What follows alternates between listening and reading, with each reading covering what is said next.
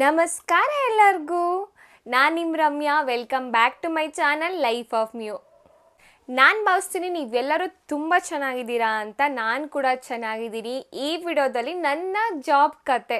So ಈ video ಯಾಕೆ ಮಾಡ್ತಾ ಇದ್ದೀನಿ ಅಂದರೆ, ಈ ಜುಲೈ 31ಗೆ ನಾನು ಜಾಬ್ ಮಾಡ್ತಾ 2 ಇಯರ್ಸ್ ಆಗುತ್ತೆ. ಸೊ ಅದಕ್ಕೋಸ್ಕರ ಈ ಟೈಮ್ಗೆ ಈ ವಿಡಿಯೋ ಬೆಸ್ಟ್ ಅಂತ ಅನ್ನಿಸ್ತು. ಸೊ ನನ್ನ ಎಕ್ಸ್ಪೀರಿಯನ್ಸ್ ಹೇಗಿತ್ತು, ನನಗೆ ಹೇಗೆ ಜಾಬ್ ಸಿಕ್ತು, ನಾನು ಏನು ಓದಿದೆ, ಹಾಗೆ ಈ 2 ಇಯರ್ಸಲ್ಲಿ ನನಗೆ ಏನೇನು ಎಕ್ಸ್ಪೀರಿಯೆನ್ಸ್ ಆಯಿತು, ಏನೇನು ಫೇಸ್ ಮಾಡಿದೆ ಅನ್ನೋದನ್ನು ನಿಮ್ಮ ಜೊತೆ ಶೇರ್ ಮಾಡ್ಕೊಳ್ತಾ ಇದ್ದೀನಿ. ನಂಗೆ ಗೊತ್ತು ಇದು ಒಬ್ಬರಲ್ಲ ಒಬ್ರಿಗೆ ಹೆಲ್ಪ್ ಆಗೇ ಆಗುತ್ತೆ. ಅಂದರೆ ಇವಾಗಿನ್ನೂ ಯಾರು ಕಾಲೇಜಲ್ಲಿ ಇದ್ದೀರಾ, ಹಾಗೆ ಯಾರು ಜಾಬ್ಗೆ ಹುಡುಕ್ತಾ ಇದ್ದೀರಾ, ಅವ್ರಿಗೆ ಮೋಸ್ಟ್ಲಿ ನನ್ನ ಈ ವಿಡಿಯೋ ಹೆಲ್ಪ್ ಆಗುತ್ತೆ. ಸೊ ಮೊದಲನೇದಾಗಿ ಹೇಳಬೇಕಂದ್ರೆ ನಾನೇನು ಓದಿದ್ದು ಅನ್ನೋದನ್ನ ಹೇಳ್ತೀನಿ. ಫಸ್ಟು ನಾನು ಓದಿರೋದು ಇಂಜಿನಿಯರಿಂಗ್. ನಾನು ಕೂಡ ಅಷ್ಟೇ, ಯಾರು ಇಂಜಿನಿಯರಿಂಗ್ ಮಾಡ್ತಾರಪ್ಪ, ಇಂಜಿನಿಯರಿಂಗ್ ಅಂದರೆ ಬಿಡು ಇಂಜಿನಿಯರಿಂಗು ಅನ್ನೋ ಥರ ಇತ್ತು ಅಲ್ವಾ. ಇವಾಗಲೂ ಹಾಗೆ ಇದೆ ಕೆಲವೊಬ್ಬರಿಗೆ. ಸೊ ನಾನು ಸೆಕೆಂಡ್ ಪಿ ಯು ಮುಗಿಸಿದೆ. ಸೆಕೆಂಡ್ ಪಿ ಯು ಮುಗಿಸಿದ ಮೇಲೆ ಏನಾಯಿತು ಅಂದರೆ, ನಾನು ತುಂಬ ಚೆನ್ನಾಗೇನು ಸ್ಕೋರ್ ಮಾಡಿರಲಿಲ್ಲ, ಅಂತ ಏನು ಸ್ಕೋರ್ ಇರಲಿಲ್ಲ ನಂದು ಸಿ ಇ ಟಿ ಅಥವಾ ಸೆಕೆಂಡ್ ಪಿ ಯು ಅಲ್ಲಿ. ಸೊ ನಾನೇನು ಮಾಡಿದೆ, ಇಂಜಿನಿಯರಿಂಗ್ ಜಾಯ್ನ್ ಆದೆ. ಸೊ ಅದು ಜಾಬ್ ಓರಿಯೆಂಟೆಡ್ ಕೋರ್ಸು, ಇಂಜಿನಿಯರಿಂಗ್ ಮಾಡಿದ್ರೆ ಜಾಬ್ ಸಿಗುತ್ತೆ, ಸೊ ಸೇರಿಕೊಳ್ಳೋಣ ಎಲ್ಲರೂ ಮಾಡ್ತಾರೆ ಅಂತ ಅಂದ್ಕೊಂಡು ನಾನು ಮಾಡಿರೋದು. ಫಸ್ಟ್ ಆಫ್ ಆಲ್ ಫಸ್ಟಿಂದ ಹೇಳಬೇಕಂದ್ರೆ ನನಗೆ ಇಂಟ್ರೆಸ್ಟ್ ಇರಲಿಲ್ಲ ಇಂಜಿನಿಯರಿಂಗ್ ಮಾಡಲಿಕ್ಕೆ. ಆಮೇಲೆ ಏನಾಯಿತು, ಜಾಯ್ನ್ ಆದೆ. ಅಲ್ಲಿ ಫಸ್ಟ್ ಫೋರ್ ಸೆಮ್ಸ್ ನಾನು ಚೆನ್ನಾಗಿ, ಆ್ಯಕ್ಚುಲಿ ಇಂಜಿನಿಯರಿಂಗಲ್ಲಿ ಮಾರ್ಕ್ಸ್ ಇಂಪಾರ್ಟೆಂಟ್ ಅಲ್ಲ ಅಂತ ಹೇಳ್ತಾರೆ. ಐ ಮೀನ್ CGPA ಆಗಿರ್ಬೋದು, SGPA ಅದೆಲ್ಲ ಇಂಪಾರ್ಟೆಂಟ್ ಅಲ್ಲ ಅಂತಾರೆ. ಬಟ್ ನನ್ನ ಕೇಳಿದ್ರೆ ಲೈಕ್ ತೀರಾ ಕಳಪೆನೂ ಇರಬಾರ್ದು, ತೀರಾ ಟಾಪರ್ಸು ಇರಬಾರ್ದು. ನಾನು ಫಸ್ಟ್ 4 ಸೆಮ್ಮಲ್ಲಿ ಟಾಪ್ 3 ಇದ್ದೆ. ಆಮೇಲೆ ನೆಕ್ಸ್ಟು ನಾನು ಅಷ್ಟು ಕಾನ್ಸಂಟ್ರೇಟ್ ಮಾಡಲಿಲ್ಲ ಲೈಕ್ ಅಕಾಡೆಮಿಕ್ಸ್ಗೆ. ನಾನೇನು ಮಾಡಿದೆ, ಈ ಇಂಟರ್ವ್ಯೂ ಪ್ರಿಪೇರ್ ಆಗೋದು ಆ ಥರ. ಆಮೇಲೆ ಸ್ವಲ್ಪ ಎಂಜಾಯ್ ಮಾಡೋಕ್ಕೆ ಸ್ಟಾರ್ಟ್ ಮಾಡಿದೆ ಆಫ್ಟರ್ 2 ಇಯರ್ಸ್. ಅಂದರೆ ಫ್ರೆಂಡ್ಸ್ ಜೊತೆ ಆಚೆ ಹೋಗೋದು ಅಲ್ಲಿ ಇಲ್ಲಿ. ಸೊ ಈ ಥರ ಇತ್ತು. ಇದು engineering electronics and communication. So EC branch ನಾನು ಮಾಡಿರೋದು. ಹಾಗೆ ನಾನು ಮಾಡಿರೋದು ಲೈಕ್ ಕೋರ್ಸ್ ಮಾಡಿರೋದು ತುಂಬ, ನನಗೆ ಆಗಲೇ ಹೇಳಿದಾಗೆ ನಂದು CET ರ್ಯಾಂಕ್ ಎಲ್ಲ ಅಷ್ಟು ತುಂಬ ಚೆನ್ನಾಗಿರಲಿಲ್ಲ. ಸೊ ನಾನು ಟಾಪ್ ಕಾಲೇಜಸ್ಗೆ ಹೋಗಲಿಕ್ಕೆ ಆಗಿಲ್ಲ. ಅಂದರೆ ನಾನು ಹೋಗೋಕ್ಕಾಗ್ತಾ ಇರಲಿಲ್ಲ. ಇನ್ ಕೇಸ್ ನಾನು ಹಾಕಿದ್ರೂ ನನಗೆ ಸಿಗ್ತಾ ಇತ್ತೋ ಇಲ್ಲೋ ಗೊತ್ತಿಲ್ಲ. ಬಟ್ ಹೇಗೋ ಒಂದು ನನಗೆ ಈ ಕಾಲೇಜವ್ರು ಕಾಲ್ ಮಾಡಿದ್ರು. ಯಾವ ಕಾಲೇಜ್ ಅಂತ ನಾನು ಅಷ್ಟು ಹೇಳಕ್ಕೆ ಹೋಗಲ್ಲ, ಬಟ್ ಈ ಕಾಲೇಜ್ ಕಾಲ್ ಮಾಡಿ ನನಗೆ ಅವರು ಹೇಳಿದರು ಲೈಕ್ ಕಾಲೇಜ್ ಚೆನ್ನಾಗಿದೆ ಅಂತ. ನಾನು ಆ್ಯಕ್ಚುಲಿ ಅಪ್ಪ ಇದ್ದರು ಆವಾಗ. ಸೊ ಪಪ್ಪ ಜೊತೆ ನಾನು ಹೋಗಿ ಕಾಲೇಜ್ ನೋಡ್ಕೊಂಡು ಬಂದೆ. ಕಾಲೇಜ್ ನೋಡ್ಕೊಂಡು ಬಂದಮೇಲೆ ನನಗೂ ಸ್ವಲ್ಪ ಅಂದರೆ ನಮ್ಮೂರ ಥರನೇ ಅನ್ನಿಸ್ತು. ಅಲ್ಲಿ ಟೀಚರ್ಸ್ ಆಗಿರ್ಬೋದು, ಲೆಕ್ಚರ್ಸ್ ಆಗಿರ್ಬೋದು, ಆಮೇಲೆ ಹಾಸ್ಟೆಲ್ ಕೂಡ ತುಂಬ ಒಂಥರ ನನಗೆ ಓಕೆ, ನಾನು ಚೆನ್ನಾಗಿರ್ಬೋದು ಅಂತ ಅನ್ನಿಸ್ತು. ಸೊ ಹಾಗಾಗಿ ನಮ್ಮ ಪಪ್ಪ ಕೂಡ ನನಗೆ ಅಲ್ಲೇ ಸೇರಿಸಿದ್ರು. ನಾನೇನು ಮಾಡಿದೆ, ಈ ಆಪ್ಷನ್ ಎಂಟ್ರಿ ಇರುತ್ತಲ್ಲ, ಸೊ ಅದರಲ್ಲಿ ನಾನು ಫಸ್ಟ್ ಕಾಲೇಜು ಅದೇ ಕಾಲೇಜಿಗೆ ಹಾಕಿದ್ದೆ. ಸೊ ನಂಗೆ ಅದೇ ಬ್ರ್ಯಾಂಚು ಅದೇ ಕಾಲೇಜೇ ಸಿಕ್ತು. ಸೊ ಅದು ನಾನೇನೋ ಜಾಸ್ತಿ ಯೋಚನೆ ಮಾಡಲಿಲ್ಲ, ಡೈರೆಕ್ಟಾಗಿ ಹಾಕಿದೆ, ನಂಗೆ ಆ ಕಾಲೇಜ್ ಸಿಕ್ತು. ಆಮೇಲೆ ಇನ್ನೊಂದು ಏನಪ್ಪ ಅಂದರೆ, ಆ ಕಾಲೇಜ್ ಚೆನ್ನಾಗಿರ್ಲಿಲ್ವಾ ಆ ಥರ ಇಲ್ಲ, ತುಂಬ ಚೆನ್ನಾಗಿತ್ತು. ಟೀಚಿಂಗು ಚೆನ್ನಾಗಿತ್ತು, ಇಂಟರ್ನಲ್ಸ್ ಎಲ್ಲ ಇರುತ್ತಲ್ಲ, ಸೊ ಅದರಲ್ಲಿ ನಾನು ಸ್ಟಾರ್ಟಿಂಗ್ ತುಂಬ ಕಾನ್ಸಂಟ್ರೇಟ್ ಮಾಡ್ತಾಯಿದ್ದೆ. ಬಿಕಾಸ್ ಅದರಿಂದನೇ ನಂದು CGPA ಎಲ್ಲ ಜಾಸ್ತಿ ಆಗುತ್ತೆ, ಬೂಸ್ಟ್ ಆಗುತ್ತೆ ಅನ್ನೋ ಥರ. ನಂದು ಎಲ್ಲ ಸೆಮ್ಮಿಂದ ಸೇರಿಸಿದ್ರೆ ನಂದು ಬಂದುಬಿಟ್ಟು 8.5 6 ಎಷ್ಟೋ ಲೈಕ್ ವಿತಿನ್ 9 ಒಳಗಡೆ ಇತ್ತು. ಅಂದರೆ 8 ಎಲ್ಲ ಸೆಮ್ದು ಸೇರಿಸಿದ್ರೆ 8 to 9 ಮಿಡಲಲ್ಲಿ ಇತ್ತು ನಂದು. ಇದು ಬಂದುಬಿಟ್ಟು ಸ್ಕೋರು. ಇಂಜಿನಿಯರಿಂಗ್ ಮಾಡಿದೆ, 3 ಇಯರ್ಸ್ ಆಯಿತು. ಫೋರ್ತ್ ಇಯರಲ್ಲಿ ಇಂಟರ್ನ್ಶಿಪ್ಪು ಅಂತ ದೊಡ್ಡ ಕಡೆ ಏನು ಇಂಟರ್ನ್ಶಿಪ್ ಮಾಡಲಿಲ್ಲ ನಾನು. ಹಾಗೆ ಸಣ್ಣದಾಗಿ ಇಂಟರ್ನ್ಶಿಪ್ಪು ಅದು ಇದು ಮಾಡ್ಕೊಂಡಿದ್ದೆ. ನನಗೆ ಎಲ್ಲಿ ಹೆಲ್ಪ್ ಆಗಿದ್ದು ಅಂದರೆ, ನಮ್ಮ ಕಾಲೇಜ್ಗೆ ಒಂದು ಅಕಾಡೆಮಿಯವ್ರು ಬಂದಿದ್ರು, ಓಕೆನಾ. ಸೊ ಅಕಾಡೆಮಿಯವರು ಏನಂದರೆ, ಈ CSR ಆ್ಯಕ್ಟಿವಿಟೀಸ್ ಅಂತ ಇರುತ್ತೆ. ಸೊ ಅವರೇನೋ ಒಂದು ಕಾಲೇಜಿಗೆ ಹೋಗಿಬಿಟ್ಟು ಒಂದು ಸ್ವಲ್ಪ ಟೆಸ್ಟ್ ಕೊಟ್ಬಿಟ್ಟು ಅದರಲ್ಲಿ ಒಂದು 5 to 10 ಮೆಂಬರ್ಸ್ನ ಚೂಸ್ ಮಾಡ್ತಾರೆ. ಆ ಸ್ಟೋರಿ ಕೇಳಿದ್ರೆ ನೀವು ಏನು ಅಂತೀರೋ ನಂಗೆ ಗೊತ್ತಿಲ್ಲ, ಅದೆಲ್ಲ ಡೆಸ್ಟಿನಿ ಅಂತ ಹೇಳ್ತಾರಲ್ವಾ. ಸೊ ಇಂಜಿನಿಯರಿಂಗೆಲ್ಲ ನಡೀತಾ ಇತ್ತು. ಆ ಟೈಮಲ್ಲಿ ಈ ಥರ ಅಕಾಡೆಮೀಸ್ ಇರುತ್ತೆ. ಸೊ ಒಂದು ಅಕಾಡೆಮಿಯವರು CSR ಆ್ಯಕ್ಟಿವಿಟೀಸ್ಗೋಸ್ಕರ ನಮ್ಮ ಕಾಲೇಜಿಗೆ ಬಂದಿರ್ತಾರೆ. ಅಂದರೆ CSR ಆ್ಯಕ್ಟಿವಿಟಿ ಅಂದರೆ, ಈಗ ಒಂದು ಕಾಲೇಜಲ್ಲಿ 5 to 10 ಮೆಂಬರ್ಸ್ನ ಲೈಕ್ ಈ ಥರ ಇಂಟರ್ವ್ಯೂ ಥರ ಮಾಡಿ ಸೆಲೆಕ್ಟ್ ಮಾಡಿ ಅವ್ರಿಗೆ ಕೋರ್ಸ್ ಕೊಟ್ಬಿಟ್ಟು ಲೈಕ್ ಅವರಿಗೆ ಫ್ರೀ ಕೋರ್ಸ್ ಕೊಡೋ ಥರ. ಓಕೆನಾ. ಆಮೇಲೆ ಇದ್ರ ಮಧ್ಯೆ ಇನ್ನೊಂದು ಹೇಳಬೇಕು. ಆ್ಯಕ್ಚುಲಿ ನಾನು ಥರ್ಡ್ ಇಯರ್ ಇರ್ತಾ ನಮ್ಮ ಪಪ್ಪ ತೀರ್ಕೊಂಡ್ರು. ಸೊ ನಂಗೆ ಫೈನಾನ್ಷಿಯಲಿ ತುಂಬ ಕಷ್ಟ ಆಗ್ತಾಯಿತ್ತು. ಲೈಕ್ ನಾನೇ ಇವಾಗ ನಾನು ಅವಾಗ ಫೀಸ್ ಕಟ್ಟೋದು ತುಂಬ ಕಷ್ಟ ಆಗಿತ್ತು. ಸೊ ಅಂಥ ಟೈಮಲ್ಲಿ ನಾನು ಹೋಗ್ಬಿಟ್ಟು ಒಂದು ಕೋರ್ಸ್ ತೊಗೊಳ್ಳೋಕ್ಕೆ ಸಾಧ್ಯನೇ ಇರ್ತಾ ಇರಲಿಲ್ಲ. ಬಿಕಾಸ್ ತುಂಬ ಗೊತ್ತಲ್ಲ ನಿಮಗೆ, ಎಕ್ಸ್ಟ್ರಾ ನಾವು ಕೋರ್ಸ್ ಮಾಡ್ಕೊಳ್ತೀವಿ ಅಂದರೆ ಎಷ್ಟು ಕಷ್ಟ ಅಂತ. ಸೊ ಆ ಟೈಮಲ್ಲಿ ಏನಾಯಿತು, ನಾನು ಗೊತ್ತಲ್ಲ ರಜೆ ಇದ್ದರೆ ಮನೆಗೆ ಜಂಪು. ಸೊ ನಾನು ಅವತ್ತು ಸ್ಯಾಟರ್ಡೆ ಆಗಿತ್ತು. ಮಧ್ಯಾಹ್ನ 3 o'clock ಟ್ರೈನ್ ಇದೆಯಲ್ಲ, ಬ್ಯಾಂಗ್ಳೂರ್ ಟು ಸಾಗರ ತಾಳಗುಪ್ಪ. ಸೊ ಆ ಟ್ರೈನ್ ಬುಕ್ ಮಾಡ್ಕೊಂಡಿದ್ದೆ. ಅವತ್ತು ಬೆಳಗ್ಗೆ ಇದು ಇತ್ತು, ಲೈಕ್ ಈ ಇಂಟರ್ವ್ಯೂ ಇತ್ತು ಅಕಾಡೆಮಿದು. ನಾನೇನು ಅಟೆಂಡ್ ಮಾಡಿದೆ, ಸ್ವಲ್ಪ ಓಕೆ ಗೊತ್ತಿದ್ದಷ್ಟು ಬರೆದೆ, ಸರಿ ಅಂತ ಅಂದ್ಬಿಟ್ಟು ಹಾಸ್ಟೆಲಿಗೆ ಹೋದೆ. ಹಾಸ್ಟೆಲಿಗೆ ಹೋಗಿ ಊಟ ಮಾಡಿದೆ. ಇವ್ರು ರಿಸಲ್ಟೇ ಕಳಿಸಿಲ್ವಲ್ಲ, ಇನ್ನು ಹೇಗೆ ಕಳಿಸಲ್ಲ ಬಿಡು, ನನ್ನ ನೇಮು ಇರಲ್ಲ ಅನಿಸುತ್ತೆ. ಬಿಕಾಸ್ ಇದು ಹೇಗಿತ್ತಂದರೆ, ಇಡೀ ಕಾಲೇಜಲ್ಲಿ ಎಲ್ಲ branch EC CS mechanical civil ಎಲ್ಲ ಬ್ರ್ಯಾಂಚ್, ಏರೋನಾಟಿಕಲ್ ಎಲ್ಲ ಬ್ರ್ಯಾಂಚಿಂದನೂ ಲೈಕ್ ಅವ್ರು 10 ಮೆಂಬರ್ಸನ್ನ ಸೆಲೆಕ್ಟ್ ಮಾಡೋದಂತ ಇತ್ತು. ನಾನು ಬಿಡು ಏನು ನನ್ನ ಹೆಸರು ಇರುತ್ತೋ ಇಲ್ವೋ ಅಂದ್ಕೊಂಡು ಊಟ ಮಾಡಿದೆ. ಊಟ ಮಾಡಿ ಸೀದಾ ನಾನು ಕಾಲೇಜ್ ಲೈಕ್ ಕಾಲೇಜಿಂದ ಯಲಹಂಕದಿಂದ ಯಶವಂತಪುರಕ್ಕೆ ಬಸ್ ತೊಗೊಂಡೆ. ಬಸ್ಸಲ್ಲಿದ್ದೀನಿ, ಮೊಬೈಲ್ ನೋಡ್ತಾ ಇದ್ದೀನಿ. ಫಸ್ಟ್ ನೇಮ್ ನಂದೆ, ರಮ್ಯಾ ಆರ್ ಅಂತ. ಫಸ್ಟ್ ನೇಮ್ ನಂದೆ ಅಂದರೆ ಲೈಕ್ ಆ ಲಿಸ್ಟಲ್ಲಿ ಜಾಸ್ತಿ ಫಸ್ಟ್ ಸ್ಕೋರ್ ಮಾಡಿರೋದೇ ನಾನು ಏನು ಮಾಡಲಿ ಇವಾಗ ಯೋಚನೆ ಮಾಡ್ತಾಯಿದ್ದೀನಿ. ಬಸ್ಸಿಂದ ಇಳಿಲ್ಲ, ವಾಪಸ್ ಹೋಗ್ಲಾ ಕಾಲೇಜಿಗೆ, ಏನು ಮಾಡಲಿ ಅಂತ. ಸೊ ನಾನು ಆ ಥರ ಥಿಂಕ್ ಮಾಡ್ತಾಯಿದ್ದೀನಿ, ಬಿಡು ಇಳಿದು ಬಿಡೋಣ, ಮನೆಗೆ ಹೋಗೋದು ಯಾವಾಗಲೂ ಇದ್ದಿದ್ದೆ, ನೋಡೋಣ ನೆಕ್ಸ್ಟ್ ಇಂಟರ್ವ್ಯೂವಲ್ಲಿ ಏನಾದರೂ ಪಾಸ್ ಆದರೆ ಆಗಲಿ, ನಾಳೆ ಊರಿಗೆ ಹೋದರೂ ಆಗುತ್ತೆ ಅಂತ ಅಂದ್ಕೊಂಡೆ. ಸರಿ ಅಂತ ಅಲ್ಲಿಂದ ಇಳ್ಕೊಂಡು, ಅಲ್ಲಿಂದ ಆಟೋ ಮಾಡಿಕೊಂಡು ಮತ್ತೆ ಲೈಕ್ ಸುಮಾರು ದೂರ ಹೋಗಿದ್ದೆ ನಾನು ಒಂದು ಸ್ವಲ್ಪ.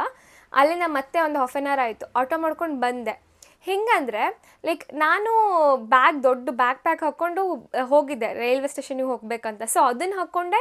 ಇಲ್ಲಿ 2:15 ಆಗಿತ್ತು ಟೈಮ್. ಎಲ್ಲ ಕೂತಿದ್ರು, ಸೆಲೆಕ್ಟ್ ಆಗಿರೋರು ಒಂದು 7 ಟೋಟಲ್ 9 ಮೆಂಬರ್ಸಿಗೆ ಸೆಲೆಕ್ಟ್ ಮಾಡಿದರು. 8 ಜನ ಕೂತಿದ್ರು. ನಾನು ಅಲ್ಲಿ ಬ್ಯಾಗ್ ಹಾಕ್ಕೊಂಡು ಓಡಿ ಬಂದೆ ಆಯಿತಾ, ಲೈಕ್ ಆ ಹಾಲ್ಗೆ ಬ್ಯಾಗ್ ಹಾಕ್ಕೊಂಡು ಓಡಿ ಬಂದೆ. ಆಮೇಲೆ ಅವ್ರು ಕೇಳಿದ್ರು, ಏನು ಬ್ಯಾಗ್ ಹಾಕ್ಕೊಂಡು ಬಂದು, ಇಲ್ಲ ನಾನು ಊರಿಗೆ ಹೋಗಬೇಕಾಗಿತ್ತು, ಅದಕ್ಕೆ ಹೋಗಿದ್ದೆ, ಹೆಸರಿತ್ತಲ್ವ ಅದಕ್ಕೆ ಬಂದೆ ಅಂತ ಅಂದರೆ. ಅವರು ಓಕೆ ಅಂದರೆ ನಿನಗೆ ನಂಬಿಕೆ ಇಲ್ವಾ ನೀನು ಸೆಲೆಕ್ಟ್ ಆಗ್ತೀಯಾ ಅಂತ, ಊರಿಗೆ ಹೊರಟಿದ್ಯಲ್ಲ ಅಂದರು. ನಾನು ಸುಮ್ಮನೆ ನಗಾಡೆ ಕೂತ್ಕೊಂಡೆ. ಆಮೇಲೆ ಏನಿರಲಿಲ್ಲ. ಆಮೇಲೆ ನೆಕ್ಸ್ಟ್ ರೌಂಡ್ ಬಂದುಬಿಟ್ಟು ಲೈಕ್ ಒಂದು ಸ್ವಲ್ಪ ಮಾತಾಡಬೇಕು. ನಿಮಗೆ ಗೊತ್ತಲ್ಲ ನಾನು ಮೊದಲೇ ಸ್ವಲ್ಪ ಜಾಸ್ತಿ ಮಾತಾಡೋದು. ಸೊ 1 ನಿಮಿಷ ಮಾತಾಡಬೇಕಂದ್ರು, ಲೈಕ್ ಕಮ್ಯುನಿಕೇಷನ್ ಚೆಕ್ ಮಾಡಲಿಕ್ಕೆ. ನಾನು 1 ನಿಮಿಷ ಮಾತಾಡಿದೆ, ಸೆಲೆಕ್ಟ್ ಆಯಿತು. ಆಮೇಲೆ ಒಂದು ಕೋಡ್ ಕೊಟ್ಟಿದ್ದರು. ಆ ಕೋಡನ್ನ ತೋರಿಸಿದ್ರು ಅವರು. ಅದನ್ನು ನಾವು ಮತ್ತೆ ಬರಿಬೇಕಾಗಿತ್ತು. ನಾನು ತೋರಿಸಿದ್ರು. ನಾನು ಮೊದಲೇ ಫುಲ್ ತುಂಬ ಸುಸ್ತಾಗಿದ್ದೆ. ಅಲ್ಲಿಂದ ಓಡ್ಕೊಂಡು ಬಂದು ಒಂದು ಅರ್ಧ ಕೋಡ್ ಅಷ್ಟೇ ನಂಗೆ ನೆನಪಿದ್ದಿದ್ದು. ಆಮೇಲೆ ಬರೆದೆ ಅರ್ಧ ಕೋಡ್. ಆಮೇಲೆ ಅವರು ಕೇಳಿದರು, ಲೈಕ್ ನೋಡಿ ಅರ್ಧ ಬರ್ದಿದ್ರ, ಇನ್ನು ಉಳಿದಿದ್ದು ಬರಿಬೇಕಿತ್ತು ಅಂದರು. ನಾನು ಹಾಂ ಅಂತೆಲ್ಲ ಅಂತ ಇದ್ದೆ.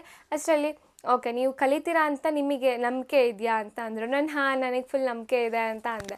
ಆಮೇಲೆ ಓಕೆ ನೀವು ಚೆನ್ನಾಗಿ ಮಾತಾಡ್ತೀರಾ ಅಂತ ಅಂದ್ಬಿಟ್ಟು ಹೇಳಿ ಸೆಲೆಕ್ಟ್ ಮಾಡಿದ್ರು. ಆ ಕೋರ್ಸ್ ಹೇಗಿತ್ತು ಅಂದರೆ ತುಂಬ ಆ್ಯಕ್ಚುಲಿ ಹೆಂಗಂದರೆ ಯಲಹಂಕದಿಂದ BTMಗೆ ಆಲ್ಮೋಸ್ಟ್ 2 to 3 months ನಾನು ಅಪ್ ಆ್ಯಂಡ್ ಡೌನ್ ಮಾಡಿದ್ದೀನಿ. ಡೈಲಿ 5 hours ನನಗೆ ಟ್ರಾವೆಲಿಂಗಲ್ಲೇ ಹೋಗ್ತಾಯಿತ್ತು. ಯಲಹಂಕದಿಂದ BTMಗೆ ಮೆಜೆಸ್ಟಿಕ್ ಹೋಗಿ ಮತ್ತೆ ಅಲ್ಲಿ ಮೆಜೆಸ್ಟಿಕ್ಕಿಂದ ಮತ್ತೊಂದು ಬಸ್ಸು BTMಗೆ. ಬೆಳಗ್ಗೆ 2 hours, ಸಂಜೆ 2 hours. CSR ಸ್ಟೂಡೆಂಟ್ಸ್ಗೆ ಕಂಪಲ್ಸರಿ ಆಫ್ಲೈನ್ ಇತ್ತು, ಈ ಕೋರ್ಸ್ಗೆ ಹೋಗ್ಬೇಕಂದ್ರೆ. ಸೊ ನನಗೆ ಲೈಕ್ 2 months ಒಂಥರ ಫುಲ್ ಸುಸ್ತು ಬಿಟ್ಟು ಹೋಗಿದ್ದೆ ನಾನು. ಬಿಕಾಸ್ ಅಂದರೆ ಆನ್ಲೈನ್ ಆಪ್ಷನ್ ಇರಲಿಲ್ಲ ನಮಗೆ, ಆಫ್ಲೈನೇ ಹೋಗಬೇಕಾಗಿತ್ತು. ಅದು ತುಂಬ ದೂರ ಆಗ್ತಾಯಿತ್ತು ಟ್ರಾಫಿಕಲ್ಲಿ. ಹೋಗಿ ಬಂದು ಏನೂ ಓದೋಕ್ಕಾಗ್ತಿರಲಿಲ್ಲ ಹಾಸ್ಟೆಲಲ್ಲಿ, ಜಸ್ಟ್ ಮಲ್ಕೊಳ್ತಾ ಇದ್ದೆ. ನಾನೇನು ಮಾಡ್ತಾಯಿದ್ದೆ, ಈ ಬಸ್ಸಲ್ಲಿ ಲ್ಯಾಪ್ಟಾಪ್, ಆ್ಯಕ್ಚುಲಿ ನನ್ನ ಹತ್ರ ಇವಾಗಲೂ ಕೂಡ ಲ್ಯಾಪ್ಟಾಪ್ ಇಲ್ಲ, ನನ್ನ ಅಣ್ಣನ ಫ್ರೆಂಡಿಂದ ಲ್ಯಾಪ್ಟಾಪ್ ಇಟ್ಕೊಂಡಿದ್ದೆ ನಾನು. ಸೊ ನನಗೆ ಇವಾಗ ಆಫೀಸ್ ಲ್ಯಾಪ್ಟಾಪ್ ಇದೆ ಅಷ್ಟೆ. ಸೊ ಏನಾಯಿತು, ಆ ಲ್ಯಾಪ್ಟಾಪಲ್ಲೇ ನಾನು ಬಸ್ಸಲ್ಲಿ ಓಡಾಡ್ತಾ ಸ್ವಲ್ಪ ಕೋಡ್ ಪ್ರಾಕ್ಟೀಸ್ ಮಾಡೋದು, ಈ ಥರ ಎಲ್ಲ ಮಾಡ್ತಾಯಿದ್ದೆ. ಆಮೇಲೆ ಹೀಗೆ ಕಾಲೇಜ್ ಮುಗೀತು. ಮೇಯಲ್ಲಿ ಹಾಸ್ಟೆಲ್ ಕೂಡ ಬಿಡಬೇಕಾಯಿತು.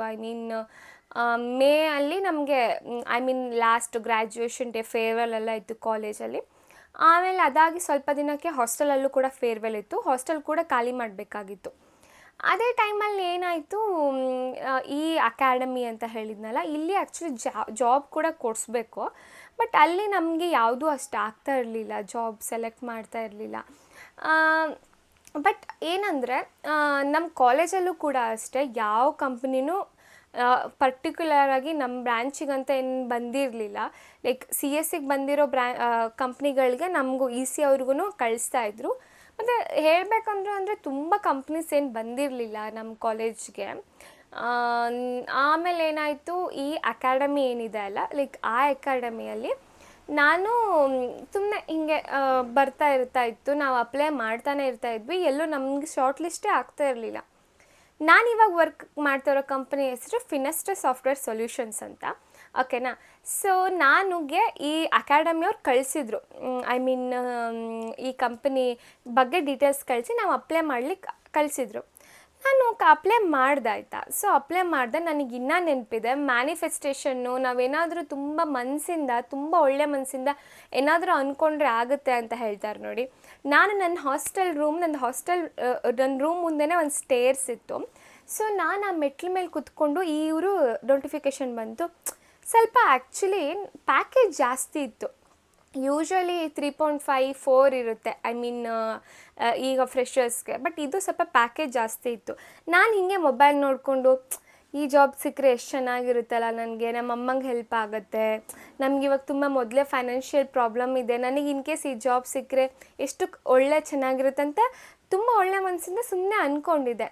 ಬಟ್ ನನಗೆ ಅಲ್ಲಿ ಅಪ್ಲೈ ಮಾಡಿದ್ದೆ ಆಯಿತಾ. ಅಲ್ಲಿ ಅಪ್ಲೈ ಮಾಡಿದ್ರೆ ನನಗೆ ಸಿಗಲಿಲ್ಲ. ಯಾಕೆ ಅಂದರೆ ಅವರು ಬರೀ C S, I mean computer science background ಯಾರು ಇಂಜಿನಿಯರಿಂಗ್ ಮಾಡಿದಾರಲ್ಲ ಅವ್ರನ್ನಷ್ಟೇ ಶಾರ್ಟ್ ಲಿಸ್ಟ್ ಮಾಡಿದರು. ನಾನು ಇ ಸಿ ಅಲ್ವಾ, ಸೊ ನಾನು ಮಾಡಿರಲಿಲ್ಲ.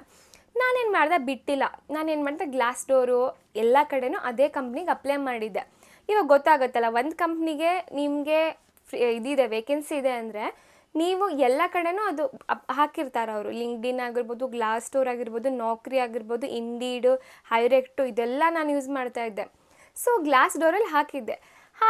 ಆಮೇಲೆ ಗ್ಲಾಸ್ ಡೋರಲ್ಲಿ ನನಗೆ ಅದು ಹೇಗೋ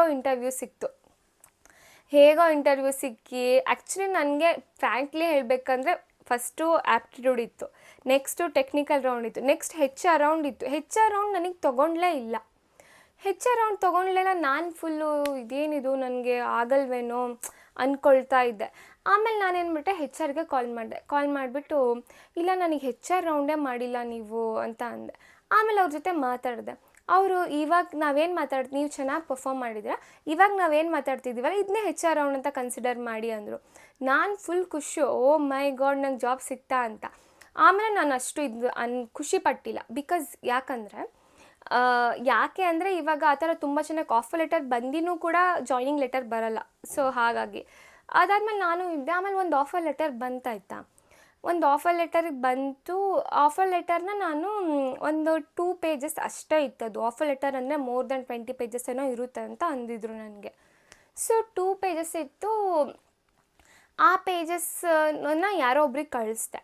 ಒಂದು 2-3 ಜನ ಕಳಿಸಿದ್ದೆ ಆ್ಯಕ್ಚುಲಿ, ಅಂದರೆ ಸ್ವಲ್ಪ ಗೊತ್ತಿರೋರು. ಅವರು ಈ ಥರದ್ದಲ್ಲ ಆಫರ್ ಲೆಟರ್ ಅಂದರೆ ಮೋರ್ ದೆನ್ 15 ಪೇಜಸ್ ಇರುತ್ತೆ, 20 ಪೇಜಸ್ ಇರುತ್ತೆ, ಇದು ಕೆಲವೊಂದು ಫೇಕ್ ಇರುತ್ತೆ, ನೀನು ತುಂಬ ಟ್ರಸ್ಟ್ ಮಾಡಬೇಡ, ತುಂಬ ಖುಷಿ ಪಡಬೇಡ ಅಂತೆಲ್ಲ ಅಂದಿದ್ರು.